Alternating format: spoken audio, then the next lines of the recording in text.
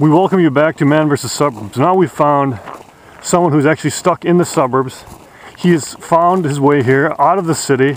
He doesn't know what he's going to do. We're trying to get a perspective of what it feels like, what approach he's going to take to survive in the suburbs. Sir. Hello there. How are you doing? And can you give us a little perspective on what brought you to this actual place, and then how are you planning on getting back to where you came from? Well, as you can see, I'm stuck out here in this icy wasteland of the suburbs. And I've got some essential items with me that will keep me warm and be able to survive for at least a few hours. I start things off with a nice warm jacket, a nice down jacket. You gotta have your scarf and your mittens and a hat to top things off. Therefore, as I'm wandering around aimlessly, I'm allowed a few more minutes as if I were not to have these items. So what clued into the fact that you are now in the suburbs? How did you find yourself in this disastrous part of society?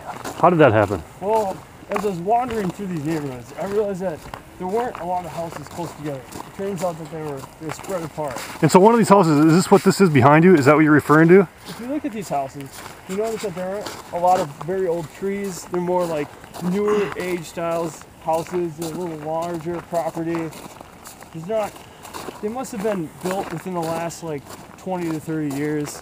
That's a pretty good indication that you're in the suburbs. Also too, once in a while you'll be able to see like a water tower. As you can see over there, there's a water tower with the name of the city on it, and that helps you indicate what city you're in.